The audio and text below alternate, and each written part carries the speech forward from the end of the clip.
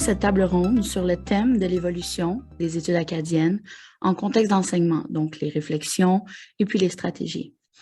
C'est une activité organisée dans le cadre du projet Repenser l'Acadie dans le monde. Et cette activité marque un peu la fin d'une série de rencontres entre les chercheurs entamées lors du 12 août.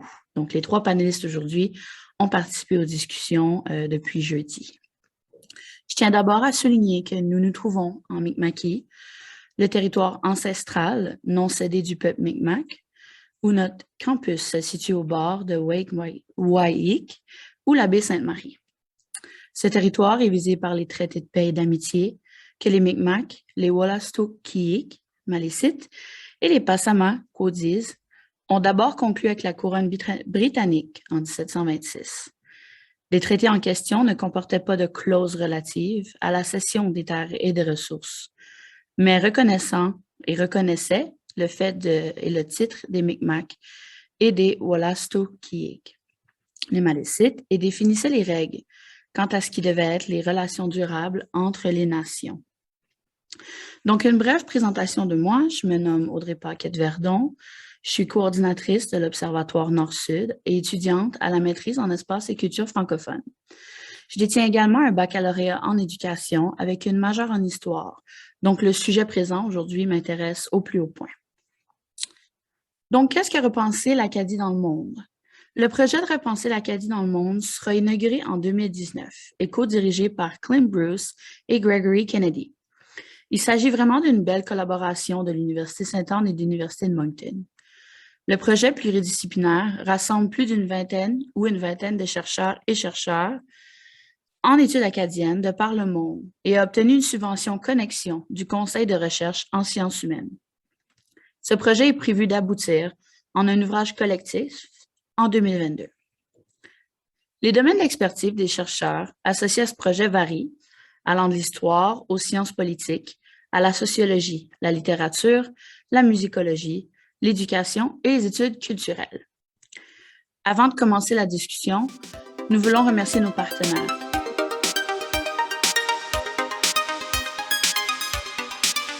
Maintenant, nos panélistes, on a 3 panélistes avec nous aujourd'hui. Parmi nos panélistes, nous avons Isabelle Leblanc. Isabelle a grandi dans un petit village du sud-est du Nouveau-Brunswick, sur le bord du littoral acadien, à quelques kilomètres de Bouctouche, où il n'y avait pas de librairie, mais où habitait en été une femme, une Acadienne, nulle autre que l'illustre écrivaine Antonine Maillet. Et l'univers de celle-ci a toujours bercé ce que voulait dire l'Acadie pour Isabelle. Isabelle est professeure adjointe au département d'études françaises, Université de Moncton. Elle est titulaire d'un doctorat en sciences du langage qui porte sur les processus historiques de la construction identitaire des femmes en Acadie et le rôle des idéologies linguistiques dans le déploiement des stéréotypes culturels liés à cette identité du genre. Plus globalement, ses recherches contribuent au développement d'une sociolinguiste féministe et queer en Acadie. Elle est membre de la direction de l'Association for Feminism Anthropology et à l'Université de Moncton, elle a participé à la création d'espaces culturels tels que le groupe de recherche sur les archives et les femmes en Acadie, le GRAFA. Judith Patouma est notre deuxième panéliste. Originaire de l'île de la Réunion, elle est professeure de didactique des langues au département des sciences de l'éducation de l'Université Sainte-Anne depuis 2010. Ses champs d'intérêt dans la recherche sont la médiation langagière et culturelle, les positionnements et les constructions identitaires dans les milieux plurilingues et pluriculturels, l'ethnographie critique et la didactique des langues, donc FLM et FLS, dans ces contextes diversifiés. Sa dernière recherche concernait la problématique des étudiants internationaux. Ses recherches actuelles portent sur la didactique des langues dans les écoles de langue française et en immersion. Ensuite, notre dernier panéliste, nous avons Nathan Rabalais, originaire de la Louisiane et papa de 2 jeunes filles. Il est professeur et chercheur en études françaises et francophones aux États-Unis. Nathan a rejoint cette faculté après avoir soutenu sa thèse sur la tradition orale franco-louisianaise en 2015, en co-tutelle avec l'Université Tulane, en Nouvelle-Orléans, et l'Université de Poitiers, en France. Sa recherche porte principalement sur l'intersection de la langue et de l'identité en Amérique du Nord francophone. L'évolution des étiquettes culturelles cadiennes et créoles en Louisiane fait l'objet d'une série d'articles ainsi qu'un film documentaire, Finding Cajun, en 2018. Son recueil de poésie, Le Hantage, un ouvrage de souvenance en 2018, est récemment sorti chez les éditions Tintamarre. Donc, maintenant qu'on a présenté les trois panélistes, on peut rentrer dans la discussion à proprement dit. Puis, je vais commencer par une question plus générale. Donc, en fait, quelles sont les idéologies et le savoir préalable, en gros, le bagage, concernant l'Acadie et l'identité acadienne de vos élèves lorsqu'ils arrivent dans vos cours respectifs? Et comment abordez-vous la déconstruction des mythes, des stéréotypes entourant l'identité acadienne dans vos cours respectifs avec vos étudiants? Donc, on peut commencer avec un de vous trois qui voudrait rebondir là-dessus. Bon, alors, je peux commencer. Je vais lancer le bal. Donc, premièrement, merci Audrey et merci aux organisateurs de la table ronde. Je suis ravie d'être parmi vous ce matin. Donc, en fait, très rapidement, au niveau du public étudiant, c'est très diversifié et moi, c'est quelque chose qui alimente beaucoup ma réflexion comme sociolinguiste. C'est aussi d'apprendre des personnes qui sont dans ma salle de classe. Et ce matin, en préparation pour la table ronde, je relisais des parcours socio-langagiers que j'avais demandé à ma classe d'intro en linguistique l'année dernière. Et chaque fois, je suis assez éblouie puis touchée par les parcours langagiers. Donc, par exemple, un parcours malgache qui arrive au Canada et donc là, qui doit un peu négocier son identité avec les langues qu'on retrouve au Canada et de voir comment est-ce qu'on arrive à rejoindre ces multiples personnes avec les multiples trajectoires, avec les enjeux socio-langagiers qui existent en Acadie, mais qui ne sont pas limités à l'Acadie. Et souvent, ce que je fais pour parler des mythes, eh bien, c'est sûr qu'un incontournable en sociolinguistique acadienne, c'est la question du chiac. Et donc, souvent, je vais parler des stéréotypes négatifs en parlant d'idées reçues sur la langue pour montrer que cette idée qui circule depuis plusieurs décennies, que le chiac, ça veut dire mal parler le français. Donc, cette idée même qu'il existerait une seule manière de parler français, eh bien, en fait, de mon point de vue, ce qui est important, c'est de déconstruire cette idée et de voir comment les jugements sur la langue sont intériorisés par les locuteurs. Donc là, j'utilise un néologisme qui débinarise, donc je n'utilise pas locuteur, locutrice, mais locuteur, pour montrer finalement que les locuteurs, peu importe leur origine, vont souvent subir des processus qui s'apparentent à la ontologie, comme dirait Didier Héribon, ou ce que Annette Boudreau, qui m'a beaucoup influencée, parlerait d'un sentiment de dépossession. Et on essaye ensemble dans une salle de classe de voir comment ces processus qui sont déployés en Acadie à travers le discours sur le chiac sont aussi déployés ailleurs, dans d'autres espaces francophones. Et je mobilise la littérature pour un point d'entrée, pour la discussion. Et je vais vous citer France d'Aigle qui nous permet justement de réfléchir à l'ambivalence et aux multiples attitudes autour des langues. Lorsqu'elle mentionnait pendant une entrevue en 2011 au Québec, et donc je cite, elle disait « Je n'essaie pas de vendre le chiac, mais c'est une langue.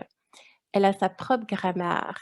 Elle devrait pouvoir exister sur papier. » Les Acadiens sont surtout ceux du sud-est du Nouveau-Brunswick qui, en pendant longtemps, des décennies même, étaient gênés de parler. On leur a dit qu'ils parlaient mal. Ils ne voulaient ni aller à la radio ni à la télé. Il faut sortir de ça, mais aussi, je peux très bien parler comme ça à mes heures. C'est juste que je me retiens, je refoule ça. Mais des fois, je m'entends et je me rends compte comment deep que c'est en moi. Il faut que ça sorte. Alors, laissons-le sortir un peu. Et c'est vrai que dans mes salles de classe, je fais une distinction entre l'oralité et l'écriture, mais j'aime bien que les gens se sentent libres de parler. Et on voit bien que parler, ça ne veut pas dire la même chose selon, l'interlocuteur et je pense que c'est important de réfléchir à ces questions-là. Donc voilà pour, pour ma réponse. C'est très intéressant de voir le côté linguistique de tout ça, de l'enseignement de l'Acadie, des accents, du chiac et tout ça. Est-ce que quelqu'un aimerait rebondir là-dessus, dans sa perspective? J'aimerais rebondir sur ce que nous a dit Isabelle. Donc, merci beaucoup Audrey et merci beaucoup Isabelle pour ta belle intervention. Tu as su nous jeter la première pierre. On va suivre le mouvement. Alors, comme j'enseigne à l'Université Sainte-Anne, la majorité de mes étudiants en salle de classe sont acadiens.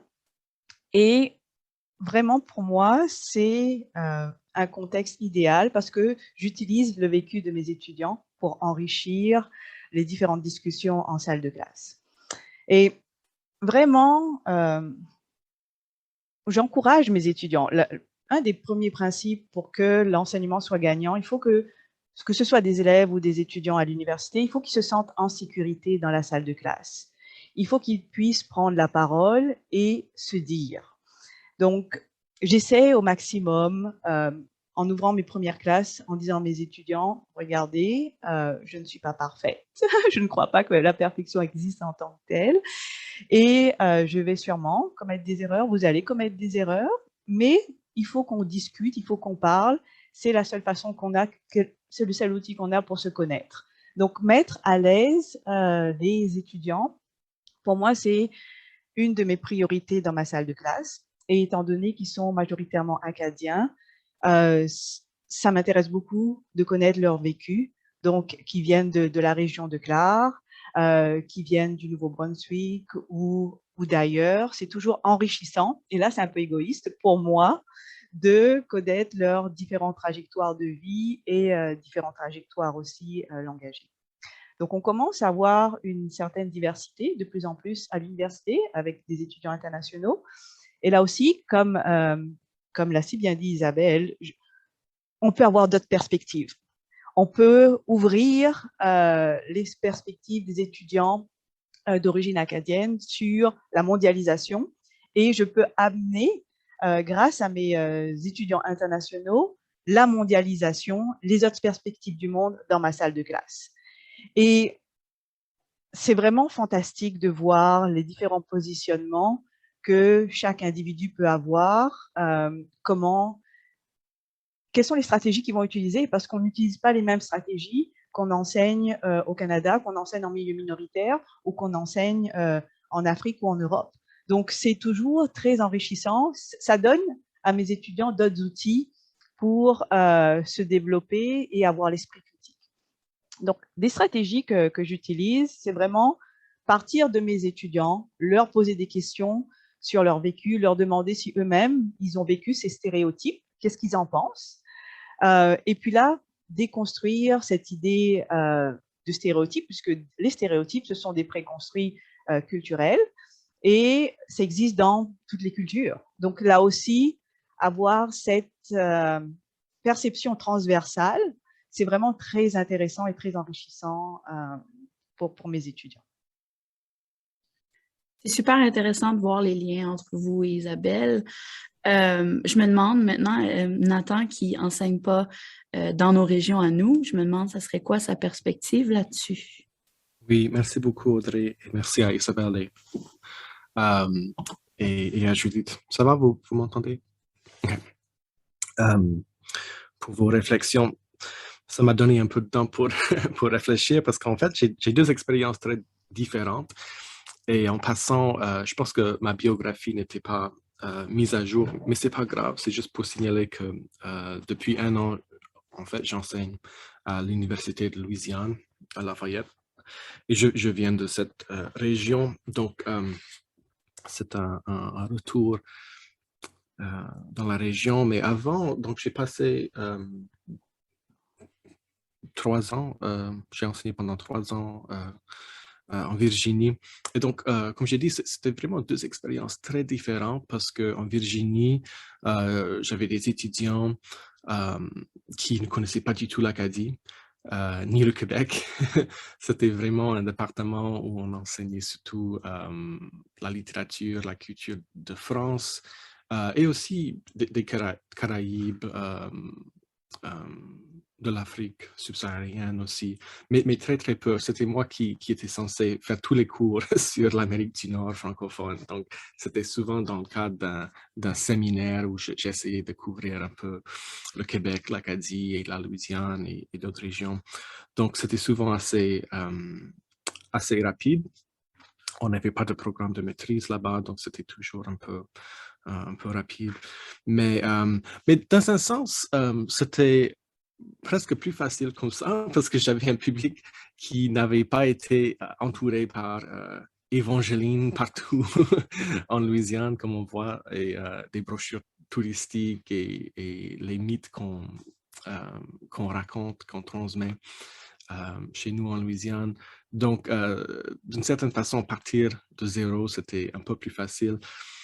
Mais ici, j'ai plus de temps et on a aussi un programme de maîtrise, un programme de doctorat, donc je peux explorer ces questions plus en profondeur, ce qui est très intéressant. On a aussi des étudiants, surtout les maîtrisants et les doctorants qui viennent un peu partout d'Europe et d'autres endroits de l'Afrique de l'Ouest surtout. Donc, ça amène d'autres perspectives aussi, ce qui est très enrichissant. Je n'enseigne pas forcément des cours sur l'Acadie ou sur l'histoire acadienne. J'enseigne, par exemple, des cours sur la Louisiane francophone, la littérature franco-louisianaise, l'identité, mais c'est surtout axé sur la Louisiane. Et donc ça, c'est très différent parce que, comme j'ai dit, quand on grandit ici en Louisiane, on est entouré par une certaine image des Acadiens, de l'histoire acadienne. Je pense que le grand dérangement, c'est un peu, c'est devenu vraiment une sorte de mythe fondateur pour la francophonie louisianaise plus largement. Mais j'essaie de montrer, premièrement, la diversité de la francophonie louisianaise. Souvent, comme première lecture, je donne un chapitre de l'historien Carl Brasso qui s'appelle The Remarkable Diversity, la diversité remarquable de la Louisiane francophone. Et donc, c'est une bonne contextualisation parce que je pense que la majorité des gens ont souvent tendance à surestimer le nombre d'Acadiens qui sont venus en Louisiane. Donc, ça montre surtout l'importance de l'influence africaine, l'influence de l'esclavage sur à la fois la population, la culture. Je pense qu'on a tendance à sous-estimer l'influence africaine et caribéenne dans la culture louisianaise. Donc ça, c'est une chose que j'essaie de faire dès le début, c'est de mettre en contexte la diversité de la Louisiane et aussi de donner d'autres perspectives aussi, parce que je pense que souvent quand on étudie des discours ou peut-être des romans, des nouvelles, c'est d'un point de vue acadien, mais par exemple, une des choses que j'aime bien faire lire à mes étudiants, c'est un ouvrage qui s'appelle Manifeste Houma, que Clint a traduit d'ailleurs en français. C'est une édition bilingue. Les Houmas, c'est une tribu, une nation autochtone majoritairement francophone depuis la fin du 18e siècle. Et donc, ça donne une autre perspective. Je pense que les Acadiens, dans l'imaginaire collectif, ont souvent surtout le rôle de victime, qui est un peu éloigné, séparé ou écartés de l'histoire américaine. Donc, on a tendance à séparer la composante acadienne. Donc, c'est-à-dire, si on va parler de l'esclavage, on ne va pas parler des Acadiens. Pourtant, les deux sont liés et on sait qu'il y a eu pas mal d'Acadiens qui avaient des esclaves. Donc, on a souvent tendance à mettre à part les Acadiens lorsqu'on en parle.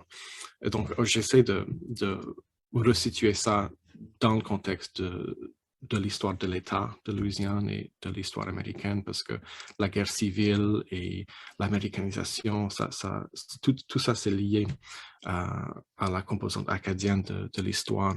Donc, c'est un gros travail, mais heureusement, on a des textes qui nous aident à faire ressortir toutes ces choses. Oui, donc on voit vraiment que il y a du travail à faire hein, pour déconstruire ça, puis rebâtir toutes ces choses-là. Ce qui m'amène justement à un point que vous avez tous les trois parlé, la diversité. La diversité qui commence à grandir dans nos salles de classe, qui se présente. Il y a plus juste une identité, il y en a beaucoup dans la salle de classe. Donc, moi, je suis présentement à la maîtrise en culture et espace francophone à l'Université Sainte-Anne. Puis, une de mes questions de recherche concerne cette mission dans les écoles francophones maritimes quant à la construction identitaire acadienne et quelle place que celle-ci occupe dans les salles de classe. Je me demande alors, sachant que la diversité ethnique et linguistique change constamment et de plus en plus en salle de classe, comment est-ce qu'on adopte nos méthodes d'enseignement de l'Acadie afin de respecter cette identité-là? Et juste pour les gens qui nous regardent, si vous voulez poser des questions, on a une petite section Q&A et puis sur Facebook, vous pouvez aussi le demander. Puis à la fin, on aura une petite période de questions. Donc, oui, comment gérer ça et comment adapter nos méthodes d'enseignement en salle de classe? Donc, peut-être que je commencerai. Donc, en fait, je vais un peu rebondir aussi sur l'idée de Judith autour de l'importance des trajectoires, parce que je pense que c'est plus important que jamais de valoriser la diversité, donc des voies, des trajectoires, puis de prendre conscience que chaque salle de classe ne sera pas la même. Et une chose à laquelle je réfléchis beaucoup dans le cadre de mes propres recherches, c'est de l'importance de ne pas imposer une identité préconstruite. Donc, parce que vraiment, vouloir faire ça, c'est contre-productif à ce qu'on devrait faire dans des salles de classe, qui est développer une pensée critique. Puis, l'identité acadienne, aujourd'hui, est vraiment ancrée dans une nord-américanité qui ne peut pas se résumer à des rapports avec la France, même si les rapports avec la France et d'autres francophonies demeurent importants. Je pense qu'on ne doit pas nier non plus la nord-américanité et je pense notamment à des faits un peu culture populaire qui fait en sorte que les identités acadiennes aujourd'hui peuvent être autant marquées par une émission comme le Drag Race de RuPaul que par Acadiman. Puis je pense qu'il faut prendre conscience de ça et il faut justement écouter ces différentes voix qui valorisent ces formes de culture populaire pour voir comment ça nous permet de disloquer notre compréhension traditionnelle de l'Acadie pour justement envisager une Acadie qu'on n'a peut-être pas imaginée encore. Et c'est pourquoi je pense que c'est toujours intéressant d'un peu d'avoir un regard à la fois synchronique hein, du moment, OK, qu'est-ce qui se passe, mais vraiment d'être à l'écoute, mais aussi diachronique, c'est-à-dire, pour moi, je valorise beaucoup les archives, puis de voir comment, en travaillant avec des extraits d'archives, on est capable de mettre les deux en relation. Donc, par exemple, comment est-ce qu'on fait pour aller chercher un texte archivistique des années 60-70 sur l'identité de genre, puis amener ça dans une salle de classe pour discuter des continuités et des ruptures dans la performance des identités. Et je pense que trop souvent, on veut s'arrêter sur les ruptures. En fait, c'est comme plus intéressant. Souvent, les gens aiment ça. Souvent, le conflit est mis de l'avant hein, avec les ruptures. Mais je trouve que d'un point de vue pédagogique, c'est important aussi de faire valoir les continuités. Et il y a toujours des continuités. Et ce qu'il faut comprendre, c'est qu'avec ces continuités-là, ce qu'on voit, c'est un redéploiement, une reformulation des identités, mais qui nous permettent de tisser un lien avec des phénomènes qui précèdent ces phénomènes identitaires contemporains. Alors, voilà, je trouve qu'il ne faut pas s'enfermer dans une vision hégémonique de ce que devrait être l'Acadie ou de ce qu'est une personne légitime en Acadie. Je pense que c'est important de se laisser surprendre, puis il faut un peu rêver un peu, hein, tu sais, laissons-nous rêver un peu aux reformulations possibles.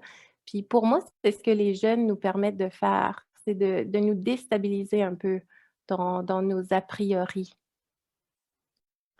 Oui, juste pour rebondir sur ce que dit Isabelle, je trouve vraiment ça intéressant, cette idée de performance des identités, parce que aujourd'hui, avec la nouvelle génération, je pense que la nouvelle génération est beaucoup plus conscientisée ou consciente de leur personne. Et moi, ce qui m'intéresse vraiment dans la recherche, c'est la personne, son vécu, ce que cette personne a à dire, son imaginaire, etc. Comment la personne elle-même se construit. Donc pour moi, l'idée de construction identitaire acadienne est acadien, celui qui va revendiquer cette identité acadienne. Et dans la salle de classe, on peut et il y a la diversité et les élèves ou les étudiants ne vont pas tous se revendiquer acadiens ou acadiennes. Donc, ici, il faut vraiment se remettre ou revoir sa posture d'enseignant. Qu'est-ce que je veux enseigner à mes élèves ou à mes étudiants? Comment est-ce que je veux leur donner le bagage nécessaire pour cultiver leur esprit critique? Donc, c'est pour ça qu'aujourd'hui, l'enseignant doit connaître les trajectoires des étudiants, mais aussi connaître un petit peu l'histoire aussi, donc d'où vient cet élève. Quelle est son histoire, donc, de ce qu'on parle dans les livres, mais pas seulement, au-delà. Donc, c'est peut-être là, c'est une posture que l'enseignant n'a pas l'habitude d'avoir. Donc, il faut revoir cette posture, se décentraliser.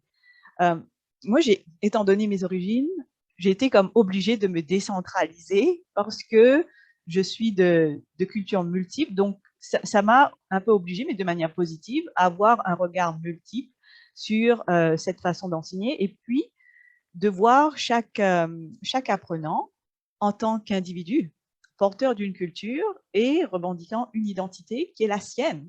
Ce n'est pas l'identité que moi j'aimerais donner à cet apprenant. C'est qu'est-ce que tu veux? Voici la panoplie d'identités et même plus, parce que ça dépend de ton imaginaire, que tu pourrais acquérir. À toi de choisir l'identité qui te convient, à toi de créer cette structure qui t'appartient finalement. Je pense qu'on ne dit pas assez à nos élèves que c'est leur vie. C'est à eux, d'accord? Ce n'est pas l'identité de l'école, ce n'est pas l'identité d'une communauté, c'est qu'est-ce que vous voulez en tant que personne, puisque vous-même, vous allez transmettre cette identité à vos enfants, à votre famille plus tard. Donc, que voulez-vous? Comment est-ce que vous voulez créer cette identité? Et c'est vraiment le rendre actif. Donc là, c'est vraiment cette idée encore de performance. On n'est plus figé, on n'est plus dans des identités figées. On est dans cette... J'aime beaucoup cette idée vraiment de performance parce que je dois être le meilleur de qui je veux être. Donc, c'est vraiment... C'est une construction très positive avec des apports très positifs tout au long de la vie parce qu'on n'arrête pas de se construire. Oui, je pourrais ajouter, dans le cadre de mes cours, je ne dirais pas que la construction identitaire figure là-dedans, enfin pas vraiment, parce que ce sont des étudiants universitaires, souvent un peu plus âgés, qui viennent d'ailleurs, donc c'est un contexte différent. Mais surtout pour les étudiants qui viennent d'ici, parce qu'il y en a pas mal dans nos salles de classe, comme comme Isabelle a dit, ce n'est pas quelque chose de proscrit que je leur offre, mais certainement, je pense que certains étudiants vont peut-être se questionner leur identité parce que avant de vraiment se plonger dans des textes du 19e siècle peut-être ou du 20e siècle, du début du 20e siècle, on a tendance à croire que ces étiquettes ethno-raciales qu'on a comme Cadien ou Acadien, créole, ont toujours été les mêmes, qui avaient toujours eu les mêmes connotations, définitions, ce qui n'est pas le cas. Et donc, on fait aussi parfois du terrain, des entretiens avec quelqu'un de la famille, des personnes plus âgées, par exemple, en français. Donc, oui, parfois, ils sont un peu étonnés de voir que, bien que eux, ils s'identifient comme Cadiens, peut-être ce n'est pas le cas de leurs grands-parents, par exemple.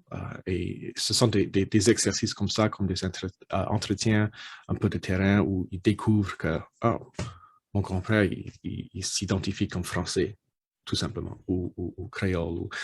Pourquoi cet homme blanc au 19e siècle revendique une identité créole? Ça n'a pas de sens.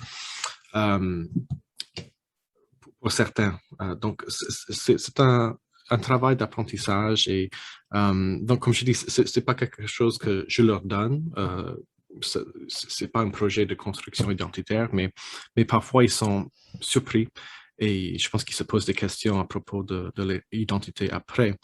Je pourrais dire aussi, je travaille pas comme directeur, mais juste sur le comité. Je travaille avec un jeune doctorant ici à Lafayette qui vient de Lac-Charles.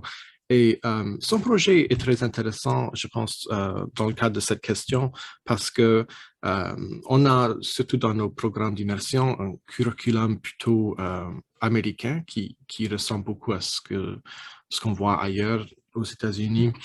Et donc, ce qu'il veut faire, c'est d'introduire plus de contenu local, un peu de français louisianais, le français vernaculaire, mais aussi des contes, des nouvelles, du théâtre louisianais.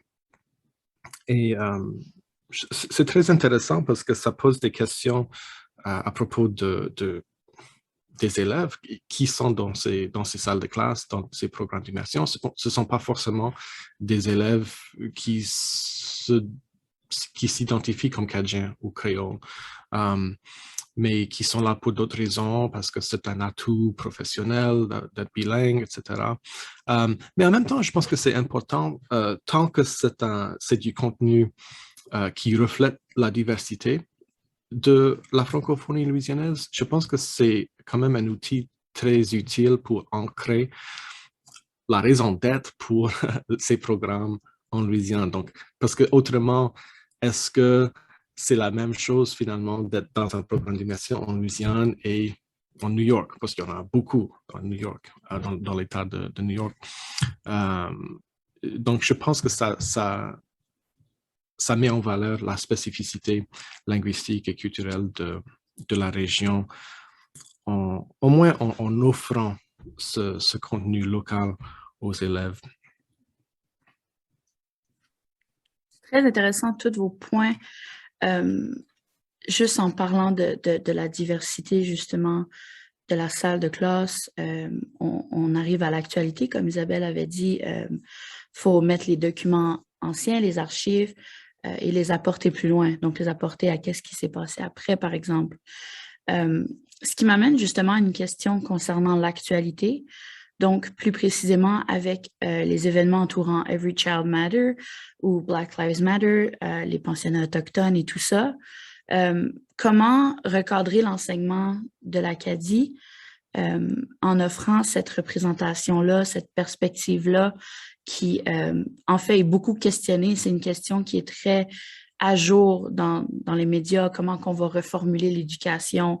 Par exemple, quand on discute des rapports positifs entre les Acadiens et les Mi'kmaq, j'aimerais vous entendre là-dessus. Donc, comment qu'on recadre ça au goût du jour, en fait?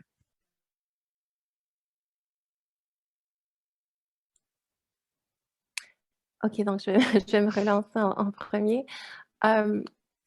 Comme plusieurs personnes ces derniers mois, je pense, j'ai été, extrêmement, touchée et perturbée par les développements de choses qu'on savait déjà, mais on se rend compte de l'ampleur de la violence systémique, envers les Autochtones et je pense, j'y ai réfléchi beaucoup en fait, depuis cet été, même si j'ai toujours cherché, voulu participer à l'autochtonisation, au sein de l'institution.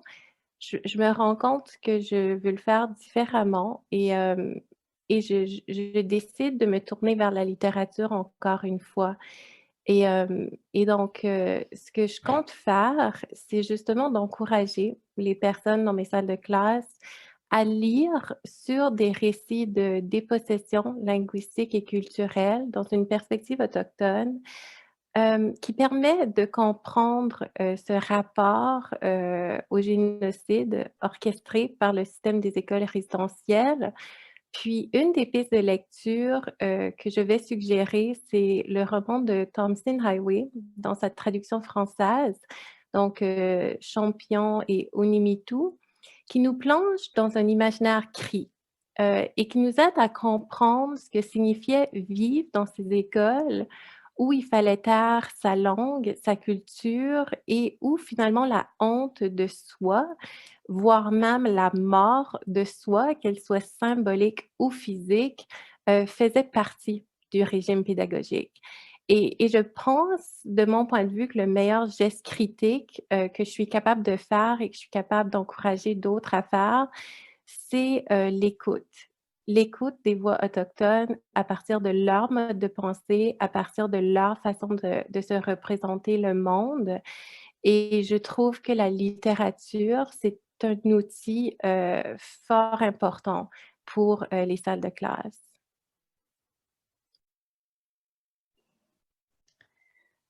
Oui, donc, comme pour Isabelle, je pense aussi que la littérature est très importante puisque ça nous amène différentes perspectives.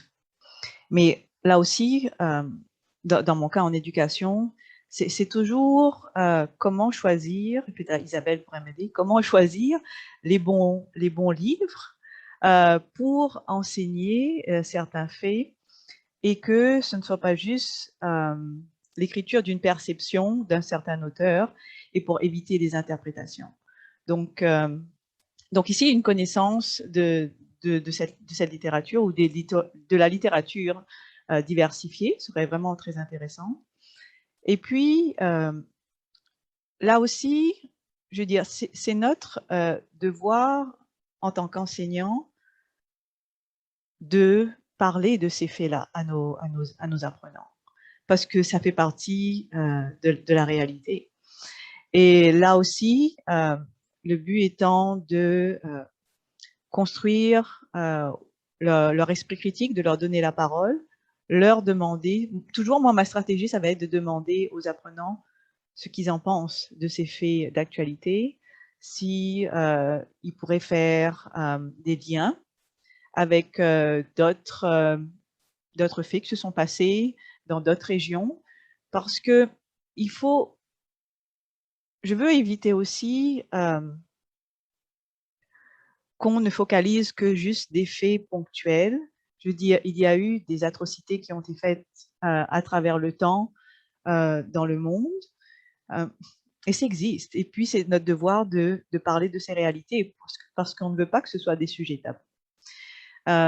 Et c'est là où on arrive à nos limites. Il faut que rien ne soit tabou dans nos salles de classe. Et puis, je penserais que la difficulté pour nous, en tant qu'enseignants, ça va être comment aborder ce sujet pour ne pas toucher non plus une certaine sensibilité chez nos apprenants. Donc, pour moi, ça va être vraiment le côté délicat, comment approcher de manière positive, mais comment est-ce que les apprenants vont percevoir aussi ces informations, ne pas les choquer, et puis essayer toujours de leur donner la parole, parce que comme j'ai dit tout au début, le but c'est de créer un espace sécuritaire dans la salle de classe.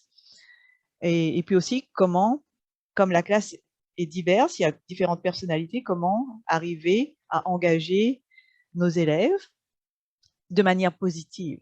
Donc voilà. Pour moi, ça c'est vraiment, ça pourrait être un de mes défis. Donc la littérature pourrait être vraiment un passage privilégié pour amener les élèves à se questionner, à se repositionner et avoir un esprit critique par rapport à ces informations.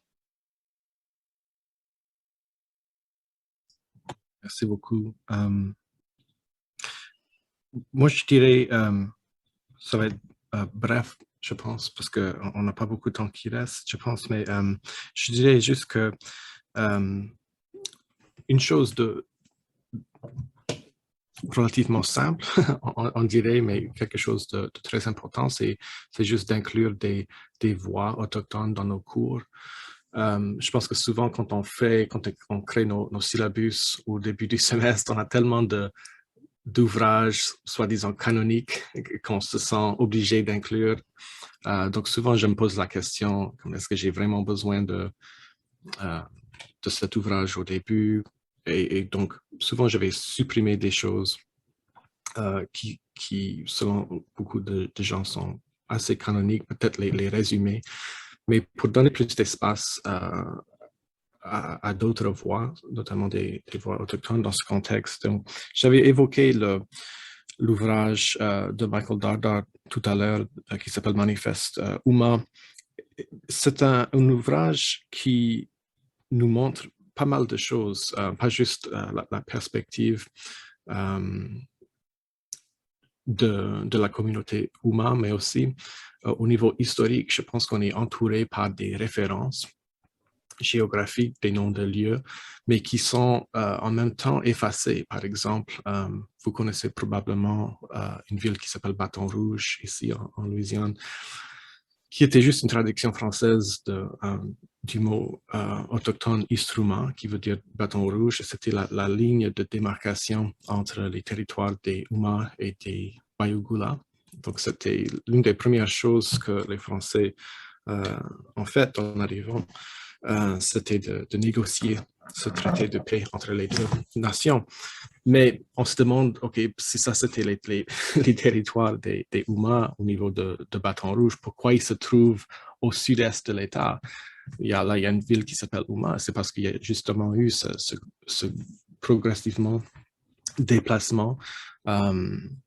Et comme c'est indiqué dans le livre, les Acadiens étaient vraiment la force majeure qui contribuait à ce déplacement des Huma. Donc, c'est pour ça qu'ils se trouvent là où ils sont aujourd'hui. Et donc, ils font aussi ils subissent un autre déplacement aujourd'hui à cause de l'érosion côtière, du changement climatique. Donc, ce sont les premiers réfugiés climatiques de l'État. Donc, ça aussi, c'est important à souligner. Maintenant, depuis les années 70, la région historiquement francophone de la Louisiane s'appelle souvent Acadiana, et donc nommée pour les Acadiens. Donc ça, c'est très récent, ça date des années 70. Et, avant, on avait encore une conception des peuples indigènes, par exemple, Atakapa, au nord de Lafayette, les Avoyelles. Et donc, on avait encore ces références que je pense que c'est facile à perdre si on n'insiste pas là-dessus. Et je pense qu'on a ce devoir dans nos cours pour rappeler ces points importants. Dernière chose que je dirais, c'est que on a beaucoup de points en commun aussi pour revenir à la communauté Huma qui font aussi leur propre projet de revitalisation de la langue Huma qui a été largement perdue et remplacée par le français pendant longtemps. Donc, on fait des initiatives similaires, les francophones et les autochtones, pour réacquérir nos langues d'héritage. Et je pense qu'on ne travaille pas suffisamment ensemble. On a tendance à séparer les groupes. C'est peut-être la nature humaine, mais je pense que c'est dommage. Et si on peut travailler ensemble davantage, je pense que ça serait bénéfique pour tout le monde.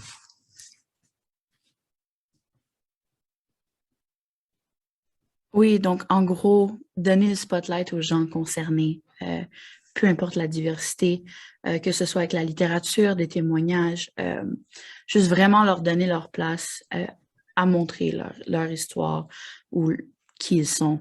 Je trouve ça vraiment intéressant. On avait d'autres questions, mais il est déjà 11h45. Donc, les gens qui veulent poser des questions, vous pouvez commencer à les poser dans le Q&A ou dans le chat Facebook. On en a déjà quelques-unes, en fait. Donc, on a Adeline qui demande, elle dit que c'était super et très bien représenté. Question collective, donc pour tout le monde. Avez-vous des exemples de projets menés avec vos étudiants ou vos étudiantes sur la valorisation de la diversité des parcours? Sur la diversité des parcours, des témoignages de ça.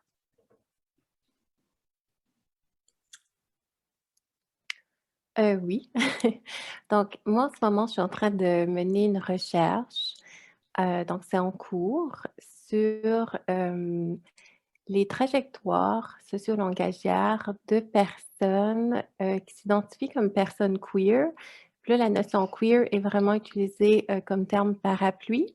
Et donc, c'est l'intersection entre la queerness et l'identité francophone acadienne.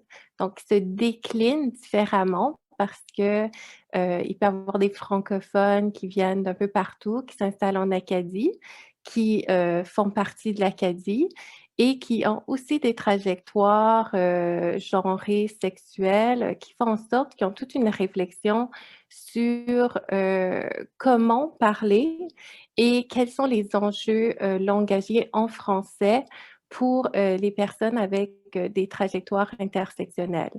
Et juste pour vous donner un aperçu des sentiments d'exclusion qui ressortent de ce terrain déjà, il y a beaucoup de témoignages qui vont dans le sens, bon, ben, pour longtemps, en Acadie, on s'est senti comme si on était exclus de la part des anglophones qui ne voulaient pas nous donner notre place, qui ne voulaient pas reconnaître notre légitimité. Et là, au sein même d'une francophonie locale, on a l'impression, dans la perspective intersectionnelle, qu'on ne veut pas donner une légitimité à certaines revendications langagières en lien avec l'écriture inclusive, mais aussi avec une langue orale plus inclusive. Et donc ça, c'est assez intéressant parce que, de mon point de vue, ça permet aussi de mettre de l'avant les tensions existantes au sein même du groupe francophone, qui évidemment n'est pas consensuel, n'est pas uniforme. Et donc, voilà un exemple de projet qui me permet d'examiner ces questions. Oui, et donc pour répondre à la question d'Adeline, donc j'avais fait une recherche sur les étudiants internationaux et leur intégration sur le campus.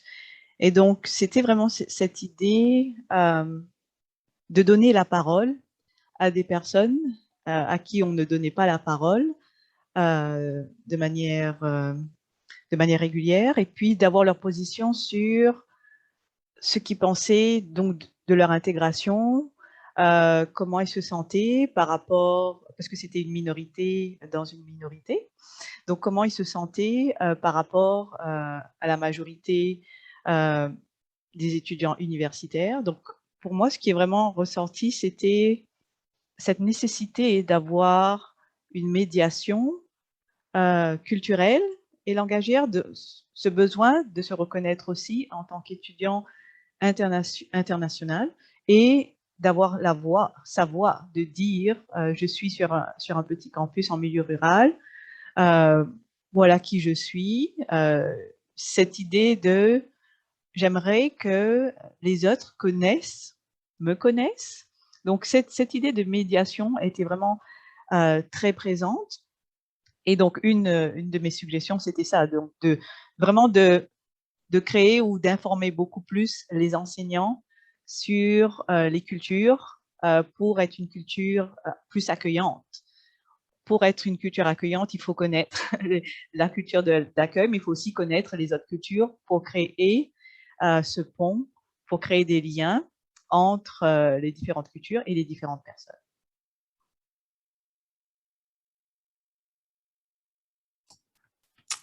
J'avoue que je n'ai pas de très bons exemples qui me viennent à l'esprit, donc on peut passer à la question suivante. Je suis désolé.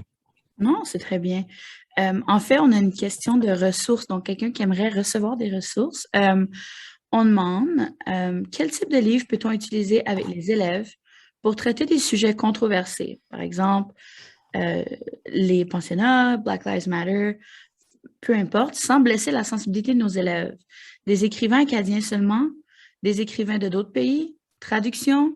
J'ai des élèves qui rejettent les écrivains non canadiens, d'où mon inquiétude. Merci beaucoup. Donc ça, c'est une des questions. Donc, des livres que vous auriez, des ressources que vous auriez pour cette personne.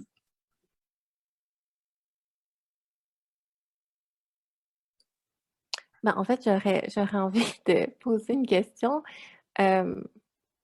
En fait, il y a 2 aspects de la question qui suscitent un questionnement en moi. C'est, cette idée de blesser la sensibilité des élèves. Je comprends très bien, hein, le souci, mais je pense que c'est très important de déstabiliser, les jeunes et de créer un inconfort parce que c'est comme ça qu'on apprend. Puis je me demandais qu'est-ce que ça veut dire, ce rejet des écrivains non canadiens? Ça piquait ma curiosité, en fait. Hem, mais j'aurais un exemple, c'est un livre que j'ai, à l'université, donc en fait, peut-être que la personne pourrait, m'écrire, à mon courriel. Donc c'est juste isabelle.leblanc@umoncton, d'un collectif qui a été, dirigé par un collègue, en Suisse, puis qui est vraiment axé, sur la question de l'inclusion au sein du milieu scolaire.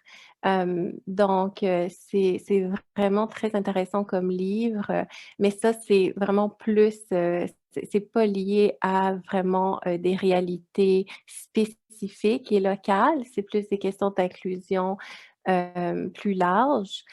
Donc en fait, pour répondre à cette question-là, j'aurais besoin de mieux connaître le contexte de la salle de classe, de l'âge des élèves, mais certainement, je serais prête à répondre à la question de manière plus précise, par courriel. Elle précise, en fait, en disant que elle a montré des écrivains, utilisé des écrivains espagnols et que le rejet était absolu dans sa salle de classe. Ah ben, je trouve ça dommage. Je trouve ça j'ai presque envie de faire une petite enquête de recherche, juste là-dessus. Je trouve ça étonnant. Bon, je sais pas pourquoi ce serait rejeté. Est-ce que c'est parce que les gens se retrouvent pas dans ce qui est écrit ou? Elle n'a pas répondu encore. Elle a dit un moment. Est-ce qu'il y a des gens qui ont d'autres questions? Juste, Audrey, juste pour Oui. revenir à ce que dit Isabelle, et puis c'est vraiment une préoccupation d'enseignant. On veut des ressources, donnez-nous des ressources, et c'est tout à fait légitime. Donc il y a beaucoup, je ne pourrais pas donner de liste, et puis je ne sais pas si je peux faire de la publicité dans ce cadre-ci, mais je sais qu'il y a beaucoup de maisons d'édition maintenant qui sont de plus en plus motivés à donner des livres concernant la diversité aux enseignants. Donc, il y a des maisons d'édition un peu partout au Canada où vous pouvez vraiment avoir des listes où les personnes peuvent vous conseiller des livres ou des auteurs et ils sont vraiment très accessibles pour que vous puissiez utiliser ces ressources en salle de classe. Oui, c'est une excellente idée, Judith, et je pense que Bouton d'Or Acadie fait un travail exceptionnel, pour justement, donner des ressources. Donc je pense que ce serait une bonne idée d'aller voir le catalogue. Puis, une dernière chose que je voulais dire sur, la question la question en lien avec les pensionnats, puis la question autochtone, c'est, En fait, c'est super important, je pense, de ne pas juste percevoir l'histoire de la violence systémique. Puis c'est quelque chose que j'ai beaucoup entendu de la part des gens qui prennent la parole sur la place publique au cours de l'été. C'est aussi de célébrer toutes les contributions, les savoirs autochtones. Et je pense que ça, c'est aussi important, hein, de ne pas toujours en fait, vraiment chercher à framer la question autochtone comme une question qui se comprend seulement à travers le schème de la violence, parce qu'il y a aussi de multiples histoires autochtones qui sont souvent passées sous silence. Moi, je pense que ce serait intéressant aussi pour, en tout cas dans la salle de classe, que nos apprenants apprennent à voir les différentes perspectives, pas juste si je suis acadien ou si je suis français, quelle est ma perspective, mais essayer de se mettre à la place aussi des autres pour avoir et puis enrichir les différentes perspectives, parce que ce besoin, on a besoin aussi d'éduquer sur l'empathie. Donc, comment on a une vision, on a une position, mais ce n'est pas la seule. Si on prend en considération d'autres perspectives, peut-être que notre façon de voir le monde va aussi changer. Donc ça, c'est, je croirais que ce serait bien qu'on fasse un petit peu plus de ça, parce qu'on ne pense pas que la salle de classe pourrait être le lieu où on va éduquer nos élèves sur le développement de leur empathie, mais peut-être que ça devrait être la place, en fait. Oui. Oui, donc en fait, on a vu toutes les questions. Je pense qu'Isabelle a donné son courriel, par exemple. Si jamais vous voulez donner votre courriel dans le commentaire, si jamais on a des questions à vous demander plus précisément et que vous êtes apte à y répondre et que vous acceptez d'y répondre, je vous invite à le faire. Mais c'est ce qui conclut notre table ronde. Et puis, merci beaucoup à tout le monde qui nous ont visionnés aujourd'hui et surtout à nos panélistes. Vous avez été très intéressants et vos propos ont été très adaptés à la conversation. Donc, merci beaucoup.